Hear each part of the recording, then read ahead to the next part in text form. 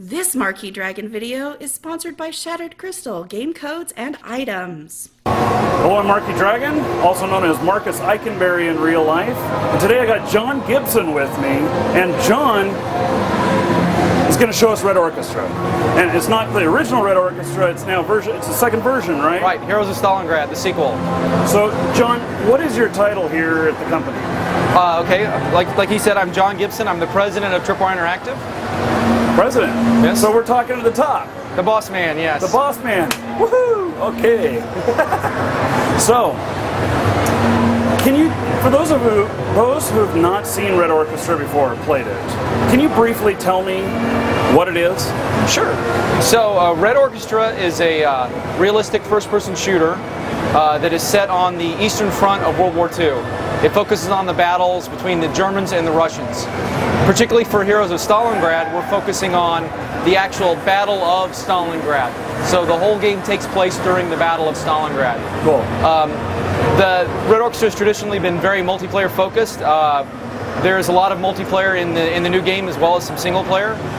We feature infantry combat as well as some very detailed vehicle combat. Vehicle combat? Now, that means tanks. Tanks? Yes. Sweet. Was there tanks in the first one? There was tanks in the first one, but not like this. Although we're not showing the tanks today, but there's a good view of them in the trailer that... Okay. So, and I understand that we're getting a copy of the trailer.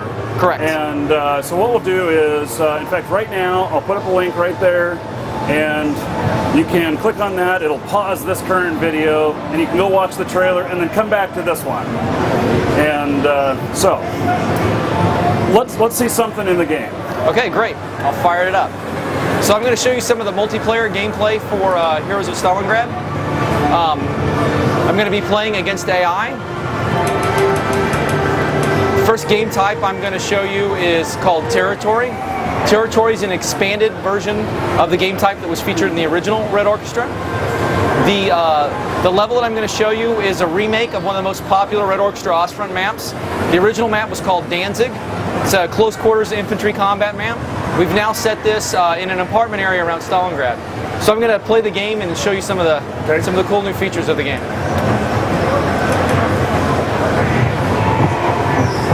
By the way, I did see the trailer. I saw it outside. Okay.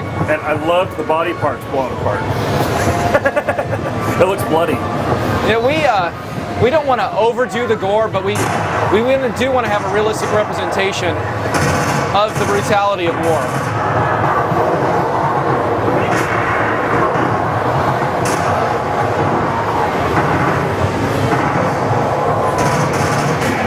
So I like the bokeh effect, where you got the blur. Whenever you're not focusing on something, it really draws you into what you're supposed to be looking at. So what you see me demonstrating here is the first-person cover system. I can walk up into objects in the game, lock onto the cover. I can move along the cover. I can take a quick peek by pressing forward. I can pop up with my iron sights key and fire at enemies. Then I can even blind fire over the top of the cover. That's cool. I can see that being used a lot in multiplayer.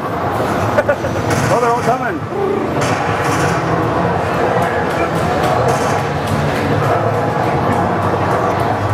Now, what different types of characters are there? Is there snipers and infantry and... Yeah, so we feature many different classes. We have an assault class.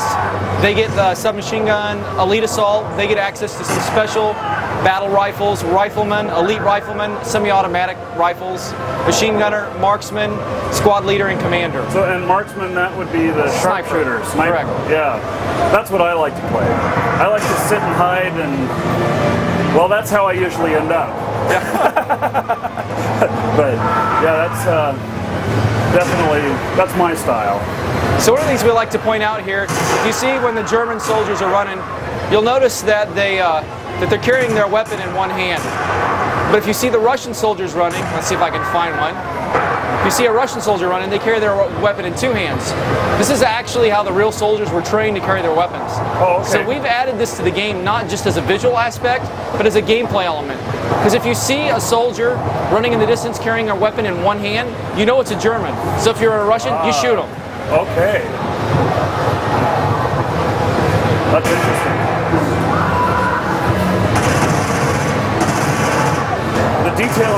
graphics are really nice. Yeah. So, obviously, the game is inspired by some events in World War II. Yes. And was there anything else that inspired this? I mean, how did Red Orchestra come about? Red Orchestra originally came about when we got our start as a mod team back in 2003. The idea really was, at the time we felt that no one was making a World War II game, or, well, actually nobody was making a shooter that played the way that we wanted it to play. No one was really doing the authenticity, the level of detail, the realism that we wanted in a game that we wanted to play. So we said, hey, let's make a game that plays the way we want it to play. And we got our start as an amateur team doing a mod version of Red Orchestra, a mod for Unreal Tournament 2004. Yeah, actually, I remember seeing news articles about it. Yes. You guys made some headlines. What's that? You guys made some headlines. We did, particularly because we entered Epic's Make Something Unreal contest, which was a competition that they held to find the best modders for Unreal Tournament. We actually won that competition. We won 2 engine licenses for the older version of their engine and the more recent version of the engine that you see here. And we're actually using those engine licenses to make our games now. And that's kind of how we got our start, and then we formed a company, started making commercial games. So you really are a player turned developer. Absolutely. Yeah. That's what every kid dreams of doing. Yeah, I like to say we had a little bit of luck, a lot of hard work, and being in the right place at the right time. Yeah. So I can actually give commands to my individual fire teams. As a squad leader, I'm going to try to get my rifle team up here. Yeah. Oh, I see. To give me some covering fire on the Germans across the courtyard. How many people can you have in this in multiplayer? 64. 64 and 32 on each team? Correct. See if I can send my assault team over here to clear the area out. We actually, one of the things we were doing with the new game that we didn't do with the original game as well is we made the original game to play with a lot of players, but it actually didn't play that well with a few players. So we're actually setting up the new game to scale really well for different player counts. So we actually changed the layout of the level, the paths, the size of the playable area, so that 8 on 8 is fun, 16 on 16 is fun, and 32 on 32. And so, did you just say you're resizing the maps for that, or We changed the playable area, so okay. we can actually block off paths. We can add and remove things from the level, and then we have basically borders. They're minefields essentially that restrict the play area for the smaller play sizes. Well, that makes sense. Because we really wanted the game to be fun, on a large scale or even on a small scale with some of your buddies. Now I know you mentioned that you're going to have tanks in the game, but you weren't going to be showing any. Yes. But can you tell me a scenario of how I would use a tank in the game? Yes. So there's 2 types of tank maps featured in the game. Yeah, I'm going deaf just a little bit here. Sorry. It's okay. There's 2 types of tanks featured in the game. There's 2 types of tank scenarios. One is what we call the combined arms scenario, where you might have 1 or 2 supporting tanks supporting an infantry.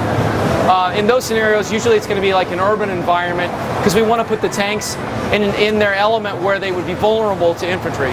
Because if you put them in a wide open field with infantry, the tanks always win. So, and that's a lesson we learned from the first game. We found that urban environments, the tanks and infantry fighting together was the most fun because the tanks wouldn't completely destroy the infantry. The other type of scenario we have is a full-on tank battle. So we have some levels where it's 64 tanks on the steppe outside of Russia, rolling planes, firing shots at very long range. Just really your very quintessential tank battles. That sounds like my type of game. So, is there any character development in this, or is it just you've got your guy, you just choose one of them, and you can't enhance them?